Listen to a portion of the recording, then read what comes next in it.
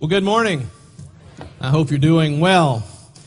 My daughter lives in Manhattan, and she texted me yesterday, and she says, "Dad, what should I do today?"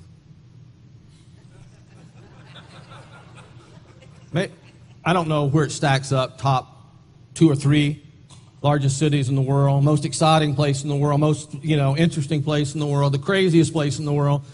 And she's texting me, "What should I do today?" Can't decide. Reminds me of her brother when he was young. I'd take him up to, get some candy at the store, and big deal. And man, he was just all worked up about it. And he'd get there, and there's this long display. In the convenience stores, you're like, this is the biggest aisle in the convenience store, right? And now they got aisles and aisles of junk food. And so he's standing there, and he's like in a trance, going up and down the aisle. I'm like, okay, son, let's go. We got to go. Make up your mind. Make up your mind. Oh, okay, I can't. What should I get, Dad? Well, you like this. Why don't you get some of this? Okay, and then you go over here and get this. Isn't that the way it always goes? I don't know, why didn't I just go to that first? Because then he would have said, okay, I'll get this. But he wants me to help make up his mind. He can't make the decision. He's just all over the place. And you'll have that same dilemma in a few minutes when you leave to go to lunch. That is like the most aggravating time of my life when we're going to go out to eat. If we go out and eat, where do you want to go? I don't know. Where do you want to go? I don't know. You decide. Okay, A, B, C. No, I don't like those. How about this? That was the scene for years. And then, we had kids, and I just got out of the conversation because then you got 3 people trying to decide where we're going to go. And I just when you final word, I'll point the car in that direction. We'll go that way. And now the kids are gone. It's a little simpler, but, it's that whole thing. And we have those kind of choices all through our life. Time to trade in the car, get another car. If you like cars, man, that's a killer. There's just so many hot-looking cars, and really fun-looking cars. I'd like to drive them all, but you got to choose. You got to decide. Life is just one extended series of decisions that have to be made. Some are as petty as what we're talking about right now, but a lot more are a lot more important. And there's decisions at multiple levels in our life to make, and evaluations to come to, and conclusions to draw, big and small. Sometimes all those choices will do us like my son was at that early age. We just become paralyzed because there are so many choices. There was a great book written a few years ago by the name of Dr. Richard Swenson, I think it was his name, and it was called The Choice Overload, or the Choice Overload Syndrome is what it was. And it was talking about all the choices that we have and the blessings of the life that we have in the country we live in. And yet there's so many choices that it ends up causing more trouble and stress because of all the decisions. I had a friend recently that was struggling with a big career decision. And he was back and forth. And he said, I'd wake up in the morning, I'd be ready to go this direction, and after lunch, I was reverse of that decision. And it was just back and forth. And he finally made a decision on Friday, and he was like, man, I'm just exhausted. I'm so drained. I said, I am too. That's all you've talked about, and you're draining me with this decision. And decisions have that way.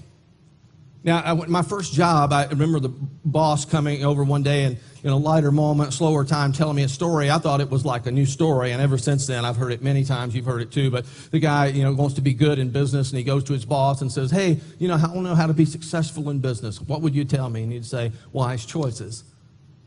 He said, well, how do I make wise choices? And he says, through experience. And well, how do I get that experience? Through all the bad choices, right? And I remember at the time going, that's it? That's all you got? I got to go screw up everything so I'll know how to make wise choices?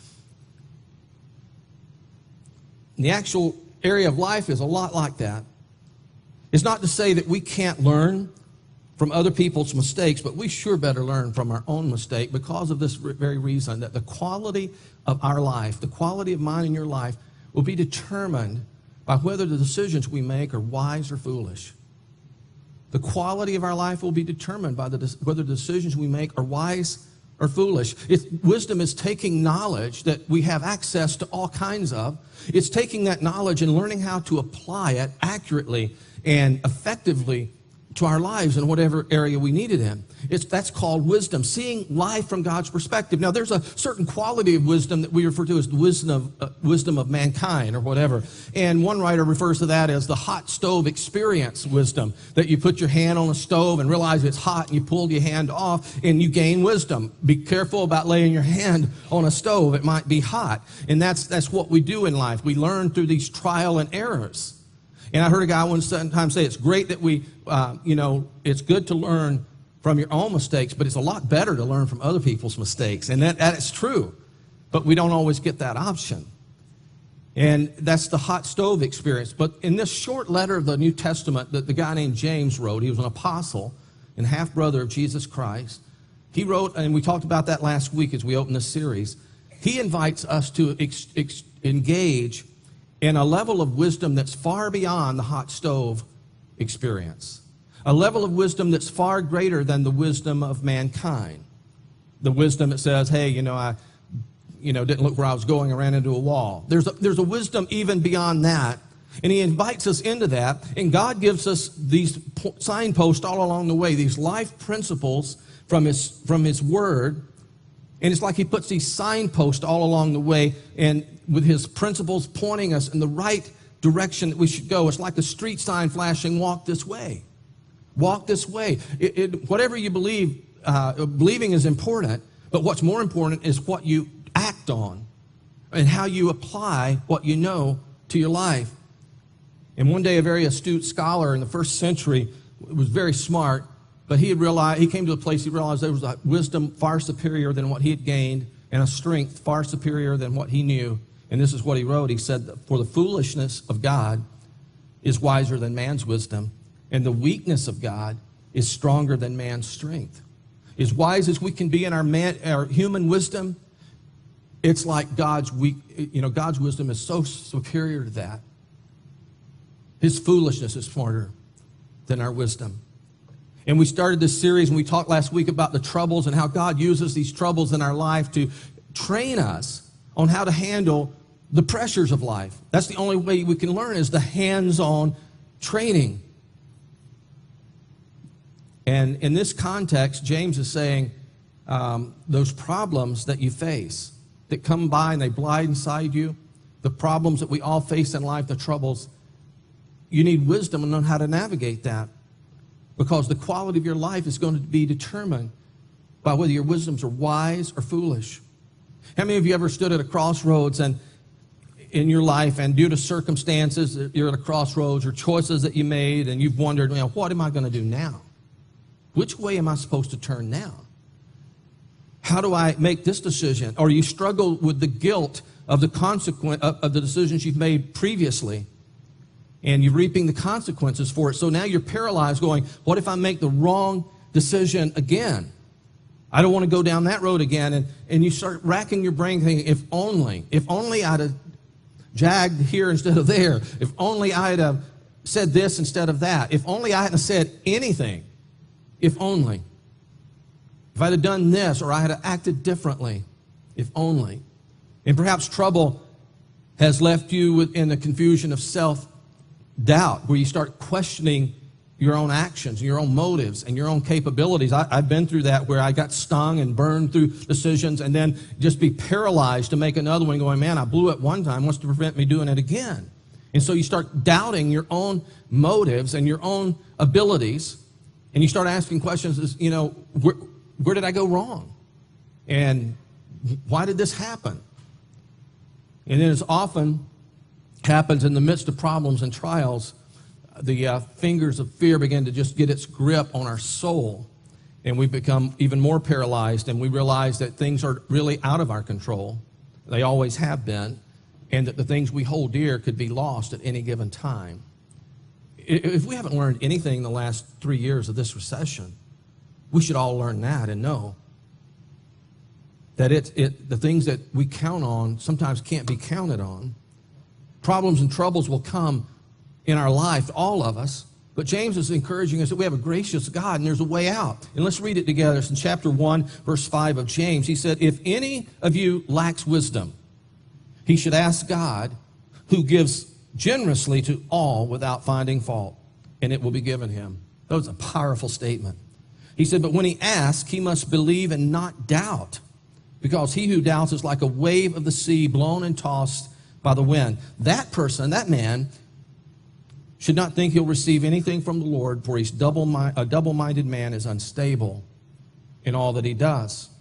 And if you're standing at the crossroads of guilt over decisions that were wrong, or confusion, or fear, or even anger, you don't have to stay paralyzed with indecision. And that's what's so common. James says doubt and double-mindedness are two of the reasons we get paralyzed with indecision. And it shows up in a lot of ways, like unstable emotions. Our emotions are in constant turmoil, churning. We can't decide on this way or that. We can't sleep because we wake up during the night and it automatically starts thinking. We start kicking in those worries and those thoughts and trying to make a decision. Or we eat too much. That's how we cope. Or we eat too little, and that's how we cope. Wish that was my problem, eating too little. Is this the right thing or is that the right thing? We also see that indecision can be seen in the instability of our relationships. I mean, everyone's, so much in our society, people are adverse to commitment. And the lack of commitment destroys marriages before they even get started. Do I want in or do I want out? Do I go into this wanting to know where the off-ramps are, or am I in this for the long haul? Am I in this through thick and thin? I had a guy I worked with years ago that married this woman, and he was a widower, and she was, I don't know if it was her second marriage, I can't remember, but he'd lost his job, was going through a bad time, and they were older in years, and so he moved in because she had a place, and all was well until any time he didn't do anything she liked or do what she said. And then she'd go over to the drawer of this little table in the dinette area and pull this drawer out and pull out this divorce paper. Like, hold it up. Like, really?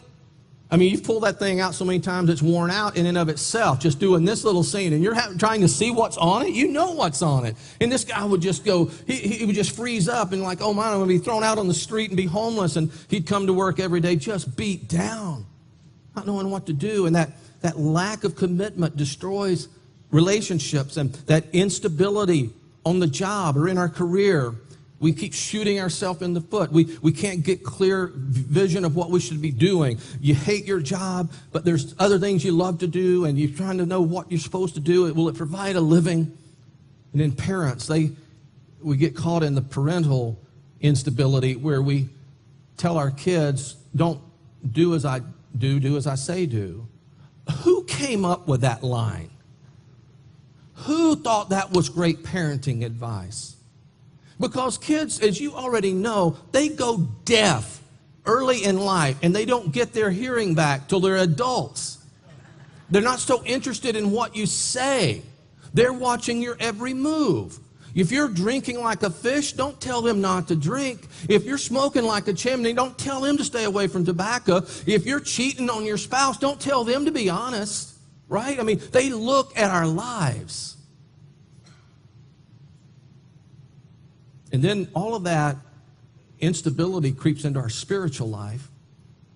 And James says that person that's indecisive and commitment adverse and full of doubt and double-mindedness, don't expect things to change spiritually. Don't wonder why you don't really grow spiritually.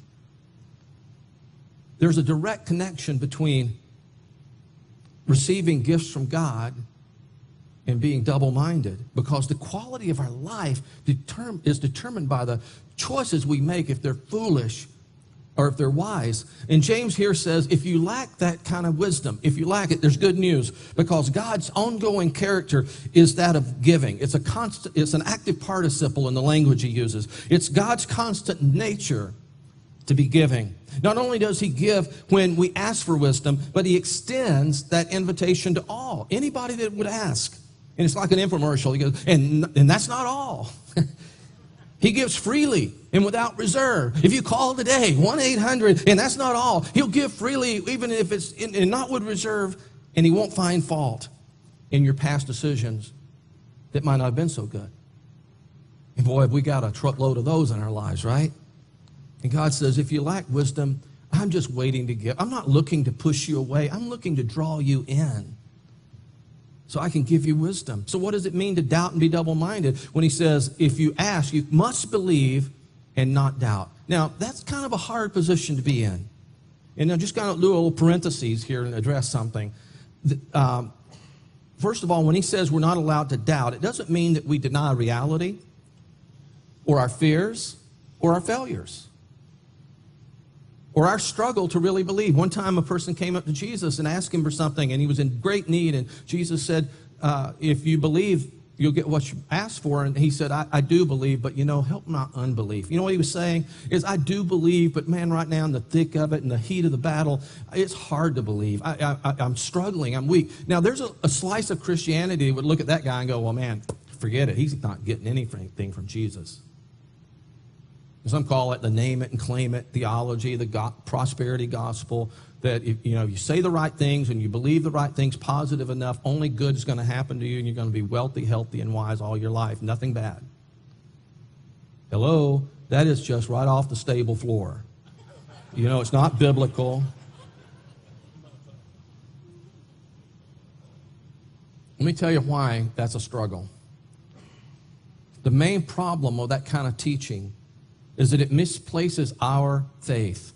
It puts our faith in our ability to believe perfectly. It raises unbiblical expectations. Because the minute something goes in reverse, you're feeling like, I wasn't good enough. I wasn't spiritual enough. I wasn't strong enough.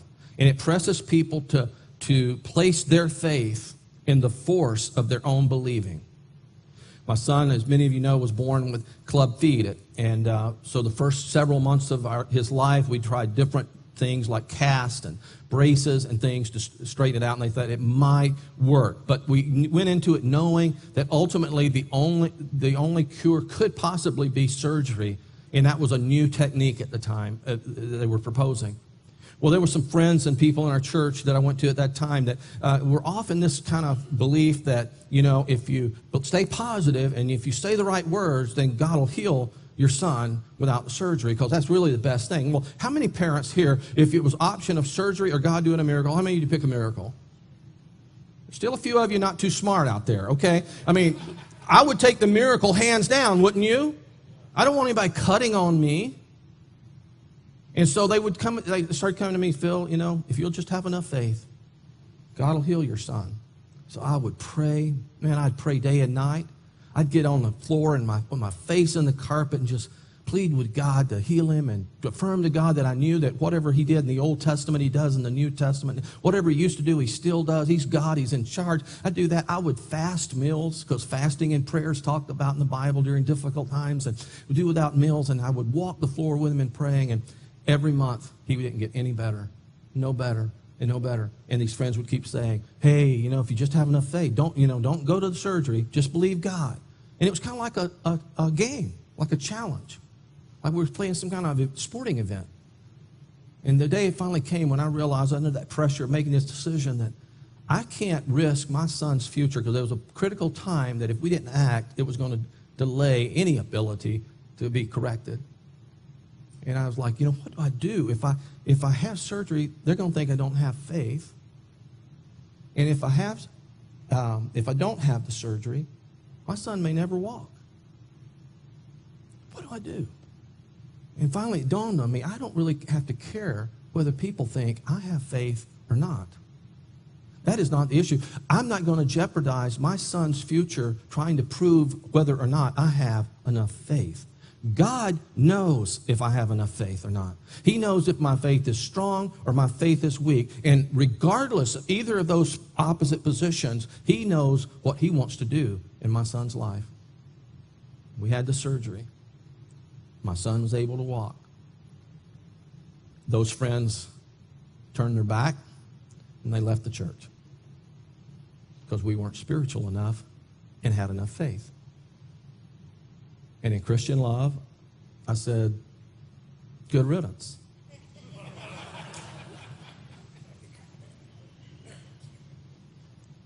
The distortion of the teachings of Jesus calls for Christ followers to suppress any mental doubts and not let a doubtful word come from their mouth.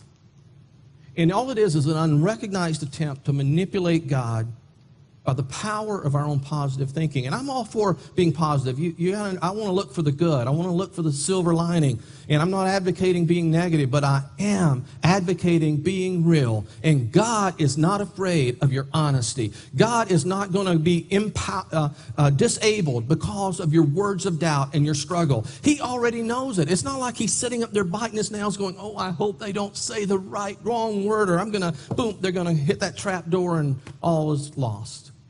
Really? Is that the kind of God you think we serve? James said, that's not him at all.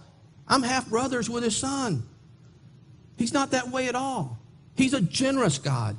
And his ongoing disposition is to be generous. He doesn't wake up in a grumpy mood and says, I'm going to put them to a test that they'll never figure out, and they're going to be so screwed because they don't figure it out.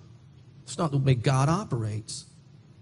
And here's the effect. And we believe this false gospel, it leaves people in spiritual and in emotional bondage and fear.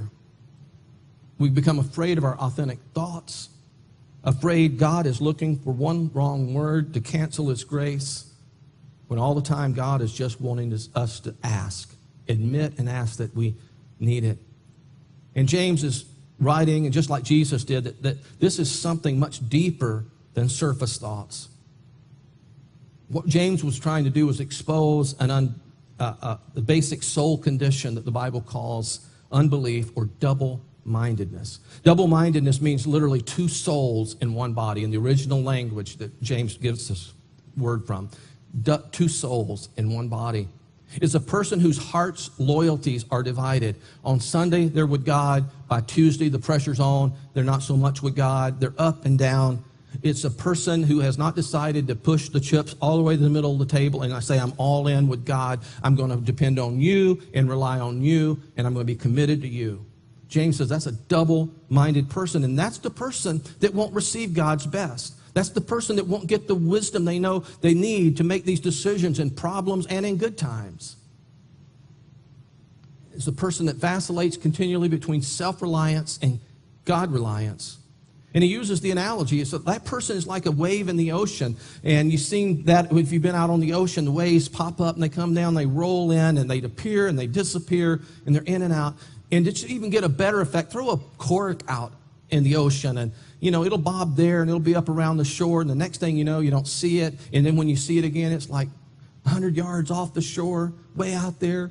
And then you don't see it, and you think it's gone, and it pops up at the shore again. And the unstable person, James is saying, is like that wave of the sea, and they get tossed around. And sometimes they're close to God, and other times they're way away from God. And sometimes they're following God's wisdom, and other times they're trying to do it on their own, and they're just all over the charts. And he's just trying to let us know the quality of our life is going to be determined by our decisions, whether they're wise or they're foolish. Right after this passage we read, it's not in your notes, James then contrasts the wealthy and the poor. And it's kind of weird. It's kind of a couple of weird verses there that think, well, what's this about? In the midst of talking about trouble and the lack of wisdom, he talks about funds, how our relationship with wealth is. And he says, it basically said that, the poor person can rejoice in their abundance and the rich person can rejoice in their humility, in their abasement. He said, because at the end of the day, all of it is going away. And basically, he's just saying that we need to realize that life is up and down, and it is uncertain. Doesn't mean we have to be up and down. He tells us that there's a richness of humble circumstances. How many of you have known someone that they didn't make a lot of money, they just kind of got by in life, and they seemed fine with that? And they didn't stress out, and they had peace, and they had joy, and they weren't moved by fashion. They weren't moved by the latest car. They weren't moved by any of this, and probably couldn't afford it. Maybe they could, maybe they couldn't, but it didn't bother them. It wasn't on the radar screen, but you knew that person, if you wanted some good advice, you could go to them, and they would just give you some rock-solid advice. There was such a wisdom about them because they didn't let the things of this world determine who they were. Anybody known somebody like that before? And then you've known someone that had all the money in the world that you could never even dream of having, and they just make one stupid choice after another. Now, the message of this is not that poor is better than rich. My dad would always say, he'd say, you know, I've had money and I've not had money. Having money's better. I agree with that philosophy. You got to have money to get along in this life, right? Nothing wrong with that in itself. It's the love of it, the covetousness of it, the spending your life trying to earn more and more stuff that is going to be temporary. That's the problem. And James is just saying that it doesn't mean if you're poor, you're more closer to God than the person that is rich. It's how your relationship to wealth really is. And here he says, because it doesn't matter how much you have or you don't have in the end, whether you're on Easy Street or you're on Hard Times Avenue, at the very end, on either street, wealth is temporary. And one wise man said, they are wise if they put their trust in things they cannot lose. And so I ask you today, where do you feel the greatest need for this kind of wisdom in your life today? God's wisdom. Not, making decisions based on your horoscope. Or necessarily all the friends you run with. But where do you feel the need for God's wisdom? You don't feel like you can afford to miss it on this one. Because you can have it. Maybe it's in your marriage. You really need God's wisdom. You feel like you're at a stalemate. Maybe you're not getting along. Maybe you're not spending enough time with each other. Where do you need God's wisdom to come to bear? Maybe it's in your job or your career. Maybe you're spending your life doing something that brings you no fulfillment whatsoever, and God wants you to do this other thing, but yet you couldn't make much money doing that as the thing you're drudging yourself to work every day with. Where's God's wisdom in that? Where in your relationships and dating, maybe in your singleness, you're single and you're feel okay about it till everybody starts saying, you're still single. You go to the family reunion, you're still single. What's wrong with you? I mean, some of you know exactly what I'm talking about. Where's God's wisdom in all that? I was chatting with a friend this week, a young woman in her early 30s, and she's so disillusioned with the dating scene. Nicest gal, and she's pretty. She's not just a good personality. She's pretty too. You know how that. Well, at any rate, she. Well, never mind about all that. She was like, I'm just so disillusioned. I'm not real picky, but what about a guy that actually opens the door for me and not leaves it to swing and hit me as I walk in behind him? What about a guy that actually looks me in the eyes instead of always looking around, scoping the room out?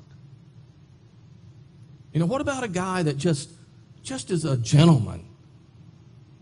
Where are those guys? And she said, I'm okay to be single rather than settle. But there's all this outside influence. Everybody always trying to set her up. Where do you need God's wisdom today? Maybe in your spiritual development. Maybe you keep wondering why you don't seem to grow in faith. And there's steps to be taken. And you need to take the right ones. No one just ever stumbled into spiritual maturity. They took steps and walked this way. No one just accidentally woke up one day and they were spiritual giants of faith. But it was step after step walking the right way. So what do you do what are you going to do about it if you're needing wisdom in some area of your life today? What are you going to do? Let me give you 3 little tips, real simple. First of all, admit it that you need it. Admit it. I mean, that's the first step in 12-step recovery programs. Admit that you need help. There's no shame in that. It doesn't mean that you're dumb. It actually means you're dumb if you don't admit you need help, right? Admit that you need it. Like, God, I could make a decision here. I could do rock, paper, scissors. I could roll the dice. I could throw darts at the dartboard. I could, whatever it is that you think has always worked for you. But this time, I don't want it to be just chance. Or you could do nothing like some people do. I'm just doing nothing and whatever will be, will be. That is the craziest nonsense I have ever heard. God's will isn't just going to happen. Because you will make choices that hinders His will. And I will too. So we ask God, we admit that we need wisdom. And then secondly, we ask. We admit and we ask. We ask God because he said, just ask, just ask. Don't keep running into a dead end, into a brick wall. Just ask. And I just can't wait to give you my perspective and give you the direction to go. And it'll be a good direction because I'm going to be with you. And so you admit that you need it and you ask for it. And here's the deal. When you ask for wisdom, and you don't just sit there and go, wait, okay, now, waiting for that revelation. I'm not seeing it, God. Here's a tip. God's wisdom comes from God's word. If you're a Christian that's just floating by and you go, well, Phil, I'm not really a reader, and so you don't read the Bible, and you just expect to come on Sunday when you're here and get this revelation or whatever, that's not going to work. Not going to cut it. God's word is full of wisdom. That's where our wisdom comes from. And it never fades away. It never passes away. The psalmist said, your word, God, is a lamp to guide my feet and to light my path. Your word is a lamp to light my feet and light my path. The picture there was in the day that Jesus spoke. They had these little lamps that would cast light about a foot away where you could see where your next step was and not fall in the pit or something. And God, the psalmist says, God, your words will let me know what that next step is. I may not see the long-term plan or where I'm headed long-term, but the next step is all I've got, and that's all I need right now, evidently. But also, God's word gives us the light for our path further down the road. Last night I was doing a wedding, and it was sundown, it was outdoors, and I tell you, I almost didn't get to the final part of the vows. It was so dark out there, and I couldn't hardly see it. And by the time we got to signing the marriage license, we couldn't even see where to sign. It was so dark, and I was sitting there going, we got to get this right. And then I thought, there's an app for that. And I plugged in and flipped it on, and there. Had a flashlight. And I said, here, you sign here, and you sign here, and here's your witnesses, and all that. And you know what happened? They forgot all about the bride and groom. All the guys were like, hey, where'd you get that out? Where'd you get it? And then, of course, another one's already got it, and he forgot to use it. He got it. He don't know when to use it. And he's pulling his out. Oh, yeah, I got that. You know how guys are. And I'm like, here's a couple just trying to get married, and we're all just, powering up on each other with what kind of phone apps we have. Now, you wouldn't want to go long distances with this little light, but it was really cool for that first little step of signing. I just really wanted to show you I had that app. That's really important, I think. So will you live by choice or by chance? And it's really your call. And it's always been our call. Moses looked at his people one day and said, hey, you got a choice here. You can choose life or you can choose death. You keep doing these things that will lead you to death, or you can keep doing these things that will lead you to life. I would recommend you choose life. But some people didn't. And then Joshua followed him and again came to a point where he knew people were double-minded and they were missing their way. And he said, hey, draw a line in the sand, and here's the deal.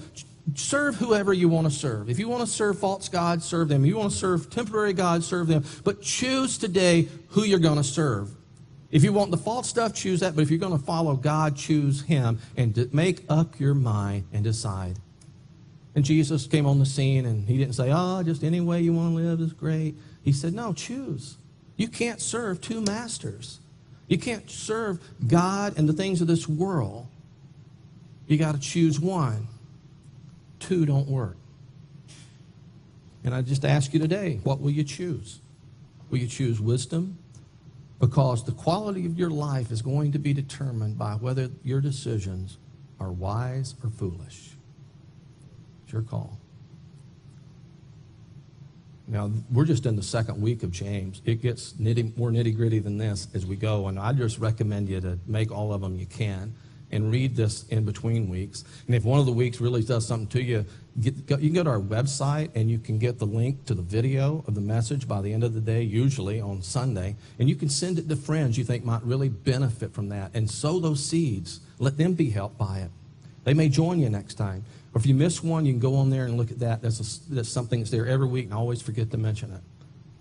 But you got to make a decision and make up your mind who you're going to follow and what kind of choices you're going to make. Father, we come to you today, and we recognize that we need your help all the time. We do need wisdom. We don't always know what to do. Once we get through college, We don't have all the answers. We'll never have all the answers. That's why we need you, God. And help us to seek you and admit that we need you and ask boldly for the wisdom. And Lord, more than that, don't only give us the wisdom to know what to do, give us the courage to actually do it and follow your direction and walk this way. We ask in Christ's name.